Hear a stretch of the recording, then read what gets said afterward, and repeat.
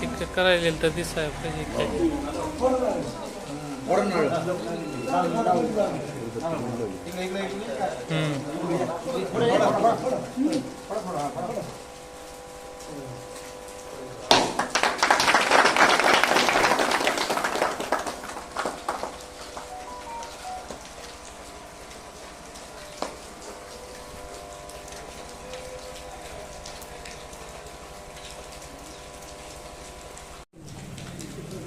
अजयभाई होमकर यांच्या पुण्यतिथीनिमित्त हार्दिक शुभेच्छा.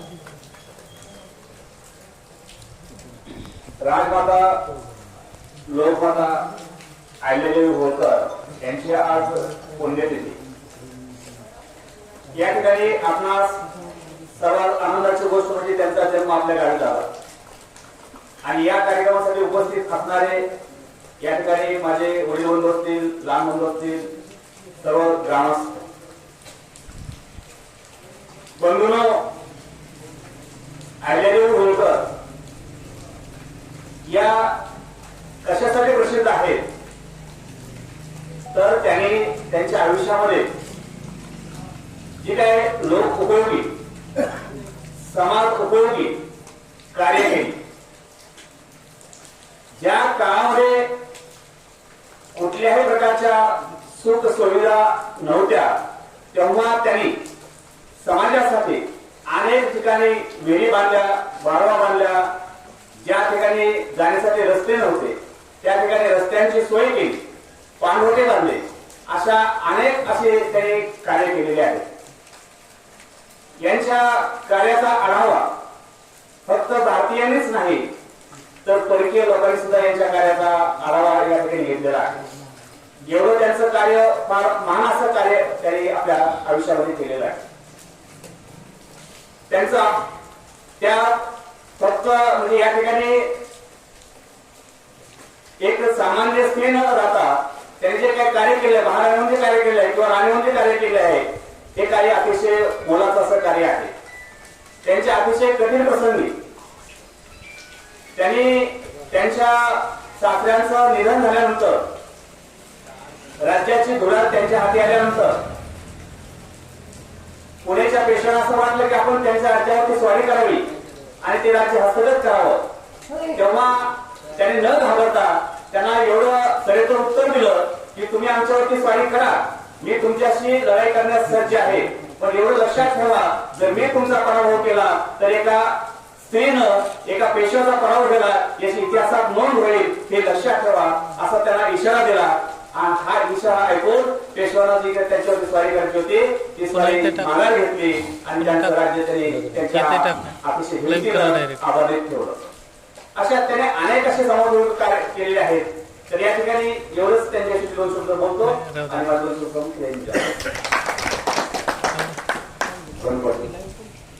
तर आपल्याला जे आता ती पंतांनी विचार मांडलेला आहे की सभागृहाच्या तिथे एक अर्धाकृती अहिल्यादेवींचा पुतळा बसवावा की जेणेकरून कमीत कमी आपल्याला तरी वाटायला पाहिजे की बाबा होय, आमचं गाव ही अहिल्यादेवी होळकरांचा आजोळ आहे, सांगण्यासारखं काहीच नाही राहिलं.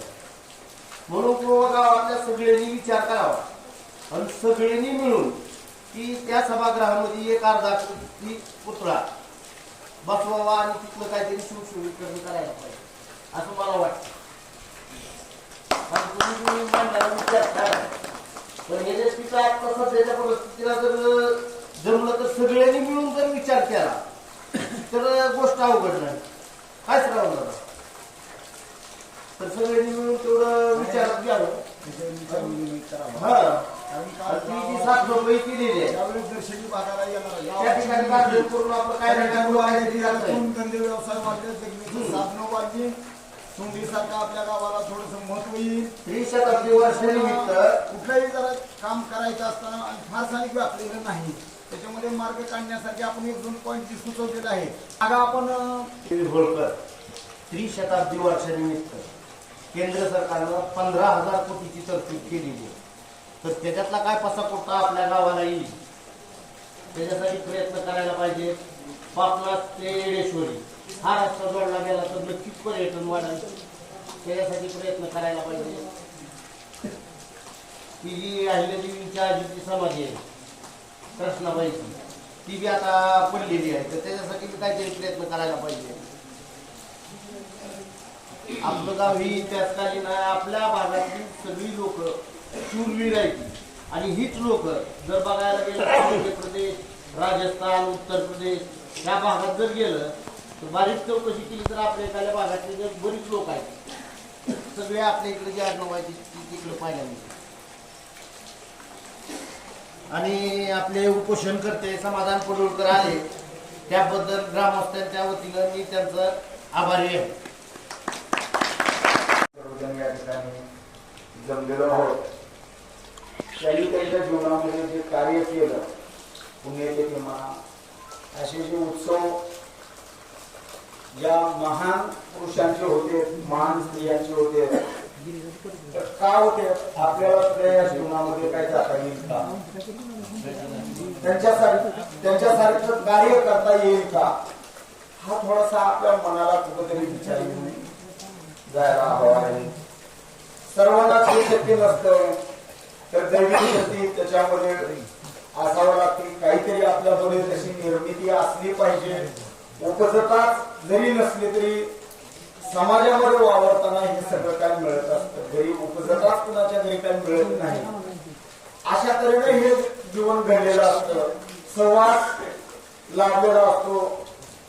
तर माता पुण्यश्लोक अहिल्याबाई होळकरांना शिंदे घराण्यामध्ये राजवाड्यामध्ये जन्म झाला, थोरा मोठ्यांच्या घरी जन्मही झाला आणि सहवास पुढं जे राजे होते आपल्या पहिले थोरले बाजीराव पेशवे आणि त्यांचे सुभेदार असणारे मल्हारराव होळकर हे ज्यावेळेस आपली स्वारी घेऊन जात होते पुण्यावरून, ज्यावेळेस जात होते घोडदौड जात होती, त्यावेळेस ही लहानगी असणारी चिमुरडी पुण्यश्लोक अहिल्याबाई होळकर ह्या सीनापात्रामध्ये चोंडी या गावी त्यांचा जन्म झाला आणि त्या गावामध्ये पहिल्यापासूनच त्यांना कशाची आवड होती तर शिवलिंगाची आवड होती. आज सोमवार, उद्या सोमवार आहे, श्रावण मास आहे. आज आपण शंकराची आराधना करतो, तसं ते बालपणापासून शंकराची आराधना करत होत्या. वाळूमध्ये शिवलिंग तयार केलेलं आणि घोडदौड आलेली, त्या घोडदौडला न घाबरता सगळ्या असणाऱ्या ज्या का मैत्रिणी होत्या त्या घाबरून पळून गेल्या. परंतु पुण्यश्लोक अहिल्याबाई होळकर मात्र निष्ठा होती, भाव होता. माझ्या या शिवलिंगाला इजा बाधा होईल म्हणून त्याच्यावरती त्यांनी स्वतःला झोपून घेतलं. कुठल्याही भय वादळाला त्या घोड्यांना असणारे घोडेस्वार जोड्याला धावत आलेले यांना न घाबरता त्या ठिकाणी राहून गेल्या. काहीतरी चिमूक लावल्याशिवाय नमस्कार होत नाही. ते त्यांनी लहानपणी लावलेली ती कीर्ती होती आणि त्याच्यातून त्यांचं मोठेपण त्या ठिकाणी वाढलं गेलं. बाजीराव पेशव्यांनी हे पाहिलं की कुणाची मुलगी आहे, घाबरत नाही. शौर्य दिसून आलं आणि त्या ठिकाणी खंडेरावांना मागणी घातली. मल्हारराव होळकरांचे चिरंजीव खंडेराव होळकरांना आपल्याला ही सूनबाई करून द्यावी, अतिशय धाडशी आहे. हा विचार मनामध्ये कुणाच्या आला? बाजीराव पेशव्यांच्या आला, मल्हारराव होळकरांच्या आला आणि अशा तऱ्हेनं खंडेरावाशी लग्न करण्यात आले. त्या राजघराण्यामध्ये जाण्याचा योग आला. पुढे त्यांच्यावर असंख्य संकट आले. सासरेच्या अगोदर व्यसनी असणारा मुलगा जात असतो आणि तरी देखील आपलं लग्न झालंय, राजघराण्यात झालंय, चांगल्याच्या घरात झालंय, परंतु त्या ठिकाणी राजाचा मुलगा जवळ थोडा मदनमस्त, थोडासा विचारानं भरभटून गेलेला, परंतु स्त्री धर्म पाळण्याचं काम देखील या ठिकाणी माता अहिल्याबाई होळकरांनी केलेला पतिधर्म, पतिहार परमेश्वर ह्या न्यायाप्रमाणे खंडेरावांचं जोपासना केलेली आहे. त्यांचाही लाड पुरवायचा, परंतु घरच्या खजिन्यातून पुरवायचा. ह्या जनतेचा पैसा आहे, जनतेच्या हितासाठीच वापरायचा. प्रजेचा पैसा आहे, प्रजेच्या हितासाठीच वापरायचा. हाही निर्धार त्यांच्या मनामध्ये होता. असंख्य वेळेस पहिल्यांदा तर आपले राजा मल्हारराव होळकरांचा सुद्धा इतिहास असाच आहे. जेजुरी पाशी आपलं मुरुम नावाचं एक गाव आहे आणि त्या गावामधून होळकर ही कीर्ती कशी मिळाली? काहीतरी केलं म्हणून. चोराखळीकर या नावानं आपल्याला काही ठिकाणी नावाने ओळखले जातात. कर्तव्य केलं, चांगलं कर्तव्य केलं, सुभेदार झाले, अशा तऱ्हेने जोराकळी हा जो आहे मामाचे गाव आहे, परंतु या गावामध्ये भाव आहे पण देव नाही असं म्हटलं जातं की काय चुकीचं ठरणार नाही. आपल्या गावामध्ये एक मोठा स्मारक पाहिजे, एक मोठा काहीतरी नामरूपाला आलेली एक आपल्या इथं प्रतिमा मूर्ती म्हणा काही एक आपल्या साऱ्या भाषेमध्ये ही पाहिजे. का तर एक आपण अशा ठिकाणी जातो तीर्थयात्रेला की त्या ठिकाणी देव असतो. धनगर बांधवांनी किंवा इतर लोकांनी सर्व समाजाच्या या ठिकाणी तीर्थयात्रेसाठी यावं किंवा एका ठिकाणी मेळावा घेण्यासाठी का होणा वर्षाकाठी आपल्या गावी यावं आणि जन्मोत्सव असो किंवा पुण्यतिथीचा कार्यक्रम असो एक जल्लोषात एक स्फूर्तीनं आपल्या गावामध्ये साजरा केला जावा अशी एक प्रत्येकाला इच्छा वाटते. तर कार्य करताना काही अडचणी असलेल्या, प्रत्येकाच्या वेगवेगळ्या अडचणी असलेल्या, तर मांडल्यासारखं एक आपल्या गावाचं खरंच वैभव आणि एक इतिहासात नोंद व्हावी अशीच एक आपल्या गावाला लागलेला एक ऐतिहासिक वारसा आहे. तरी आपण त्याचा वारसा पुढे चालवण्यासाठी गावानं किंवा अनेक बाहेरच्या लोकांनी प्रयत्न चालू आहेत. आणण्यासारखे एक आपल्या गावातून व्यक्ती साधारण दुसऱ्या विचारातून ह्या विचारात येणं हे मोठं कौतुक आहे. आणि बऱ्याचशा जिल्ह्याच्या बाहेर पण त्यांचं कार्य आहे. प्रत्येक समाजाला एक साथ घेणं किंवा आपल्या गावातला प्रयत्न करणं अशा अनेक लोकांचं गावातून जो प्रयत्न करतो त्यांचे आभारच मानायला पाहिजे. आणि त्यांच्यासोबत आपण चालून एक काहीतरी सुरुवात आहे याच उद्देशानं आपण या गावात कामाला पण सुरुवात केली पाहिजे आणि आपल्या गावात काहीतरी नामारूपाला यावं किंवा इतिहासाच्या पानावर यावं. मी असाच एक बऱ्याचदा लिखाण केलंय. एक साधारण माणूस, शिक्षण जास्त नाही माझं, पण लिखाणाची आवड, काहीतरी आपल्या जोराखळीचं नाव, आपल्या पुण्यश्लोक कायले जोडकर यांचं नाव इतिहासाच्या पानावर यावं या दृष्टीनं सतत माझ्या मनामध्ये प्रेरणा चालू असते. प्रेरणा देणारे बरेचसे लोक आहेत आणि हीच गोष्ट मी माझ्या डोळ्यासमोर ठेवून चिंतन करून मी लिखाण करण्याचा प्रयत्न केलेला आहे. तरी या बालाघाट रांगेमध्ये छानसं वसलेलं एक आपलं सोनाखळी पूर्वीचं आता सध्याचं चोराखळी गाव आहे. या गावामध्ये पूर्वी बाळाजी पाटील आपल्याला महाली पाटील जी होती त्या गावाला आणि त्यामध्ये बाळाजी पाटलामध्ये वंशज बाळाजी पाटील जन्मात आले आणि त्यांचा कृष्णाबाई यांच्याशी विवाह झाला. त्यांना कन्यारत्न कालांतराने झाले. त्यांचे नाव सुशीला ठेवले. त्यांचा विवाह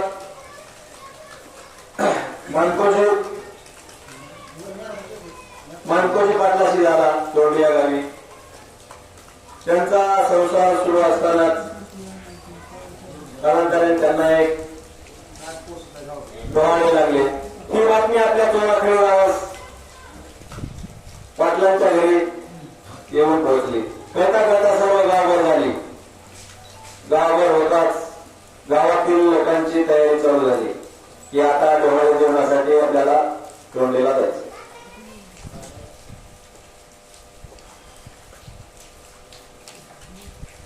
18 बैलगाड्या, काही घोडेस्वारासहित कोणी घोडे होते. घोडेस्वारासहित निघण्याची तयारी झाली आणि त्याबरोबर त्यांच्या पुण्यतिथीनिमित्त एकत्र जमलो आहोत आणि या ठिकाणी पुण्यतिथीचा कार्यक्रम प्रतिमेचं पूजन करून झालेलं आहे. आपल्या सर्वांनाच अहिल्याबाई होळकरांचा इतिहास माहिती आहे. त्या अहिल्याबाई होळकर यांचे आजोळ चोराखळी आहे आणि त्या चोराखळीचे वंशज आपण या ठिकाणी सर्व उपस्थित आहोत. अहिल्याबाई होळकर यांनी त्यांच्या जीवनामध्ये अनेक विषयावर काम केलं आणि ते च्या माध्यमातून एवढं प्रसिद्ध झाल्या की त्यांची भारताबाहेर देखील दखल घेतली गेली. अहिल्याबाई होळकर यांनी आपल्या पापनास मंदिराचा जीर्णोद्धार केला. तसेच आपल्या गावासाठी सुद्धा अहिल्याबाई होळकरांचं योगदान हे अतिशय महत्वपूर्ण आहे. आणि आपण पुण्यश्लोक अहिल्याबाई होळकर यांच्या आजोळ्याच्या गावच्या आहोत असं म्हटलं तरी वावगं ठरणार नाही. त्यांच्या पुण्यतिथीनिमित्त मी सर्व ग्रामस्थांना शुभेच्छा देतो व माझं थोडक्यात मनोगत संपवतो. जय हिंद, जय मला.